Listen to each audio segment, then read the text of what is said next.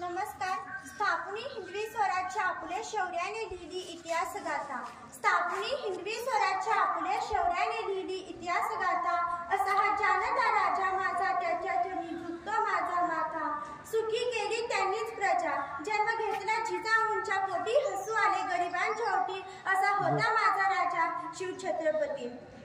होय, सह्याद्रीच्या दऱ्या खोऱ्यातून घोड्यांच्या टापांचा येणारा आवाज आणि त्या टाप्यांच्या स्पर्शातून उडणारी धूळ जे का राजाची शौर्यगाथा सांगते, जे का छत्रपती शिवाजी महाराजांची शौर्यगाथा सांगते, त्यांचाच इतिहास सांगण्यासाठी मी आज तुमच्यासमोर उभी आहे.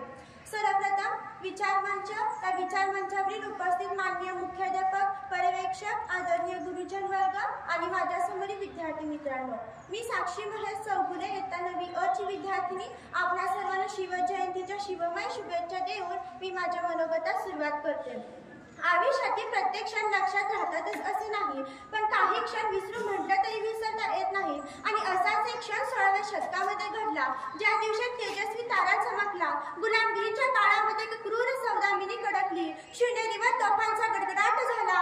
एक आरोळी त्या सह्याद्रीच्या कानाकोपऱ्यात दुमदुमली की माझा राजा जन्मला, माझा शिवबा जन्मला, दीनदलितांचा कैवारी जन्मला, जनतेचा आधार जन्मला, माझा राजा जन्मला. आणि याच राजाची लखलख चमचम तळपत होती तलवार. आणि हेच महाराष्ट्राला घडवणारे खरे शिल्पकार होते. स्वतःच्या मनगटावर विश्वास असणाऱ्याला दुसऱ्याच्या सामर्थ्याची भीती कधीच वाटत नाही आणि या सामर्थ्याला हरवण्याचे धाडस नियती सुद्धा करत नाहीत. हाच विचार घेऊन छत्रपती शिवाजी महाराजांनी 350 वर्षापूर्वी या मातीमध्ये स्वराज्य उभा केले आणि शेतकऱ्यांच्या बळावर घडवलेली एकमेव क्रांती असे या स्वराज्याचं वर्णन केलं.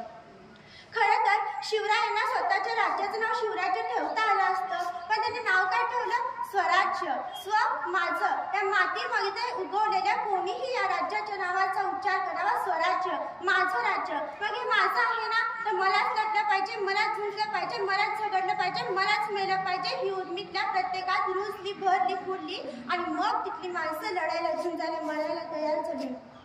म्हणून मला म्हणावेसे वाटते, छत्रपती राजा महाराष्ट्राचा म्हणती सारे माझा माझा.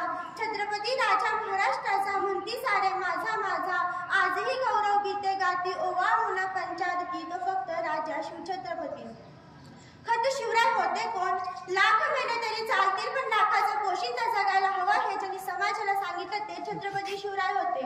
ज्या ज्ञानोबा तुकारामांच्या पदस्पर्शाने पावन झालेली ही महाराष्ट्र भूमी जेव्हा निराशाच्या गुलामगिरीच्या छायेखाली लोटली गेली होती, तेव्हा याच भूमीतून प्रहर बाहेर काढून गुलामगिरीच्या छाताडावर ज्यांनी प्रहार केला ते छत्रपती शिवाजी महाराज होते.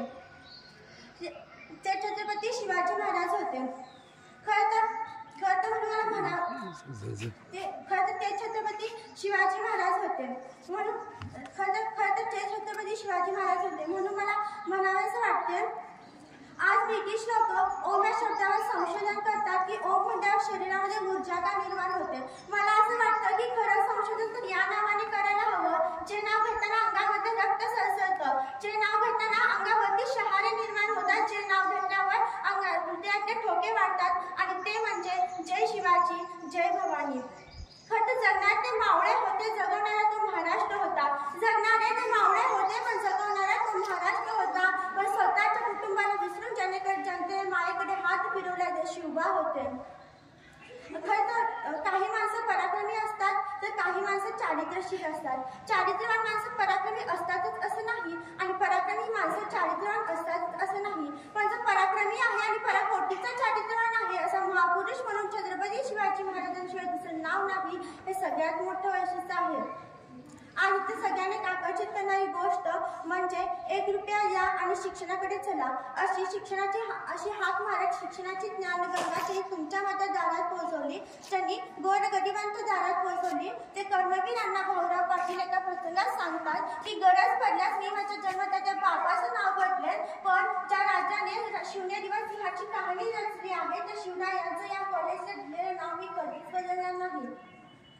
आणि अशा छत्रपती शिवाजी महाराजांचं गुणगान, त्यांचा एखादा पोवाडा सतत आपल्या ओठावरती असतं. असू द्यात, त्यांचा पोवाडा, त्यांचं गाणं आपल्या ओठावरती असू द्यात, पण त्यांचे विचार सुद्धा आपल्या ओठावरती असू द्यात, आपल्या आचरणात असू द्यात. कारण ज्या वेळेस कणव्या नोंदी काढता नव्हतात कधी ती प्रजासुद्धी होती, कारण सिंहासनावर राजे शिवछत्रपती विराजमान होते. राजा छत्रपती विराजमान होते. आणि आजही त्या सह्याद्रीच्या रांगा आजही त्या सह्याद्रीच्या रांगा शिवरायांचे आले तो पहिलं सांगतात. आणि मला इथे मी पूर्ण विश्वासाने एक गोष्ट सांगू इच्छिते की 19 फेब्रुवारी या शुभदिनी शिवरायांचा जन्म झाला नसून त्यांच्या जन्माने तो दिवस शुभदिन झाला आहे असं मला वाटतं. म्हणून मी म्हणेन, विजयासाठी तलवार चालून गेला, निजऱ्या छातीने हिंदुस्थान हरवून गेला. विजयासाठी तलवार चालून गेला, निजऱ्या छातीने हिंदुस्थान हरवून गेला. वाघ नखाने अफजल खानाचा पोथळा फाडून गेला. मुठभर सैन्यांनी हजारो संतांना लढून गेला. स्वर्गात गेल्यावरही देवाने त्याला झुकून मारण्याचा मुद्रा घातला. असा एक मत मराठी शिवबा होऊन गेला. असा एक मत मराठी शिवबा होऊन गेला. जय शिवाजी, जय भवानी.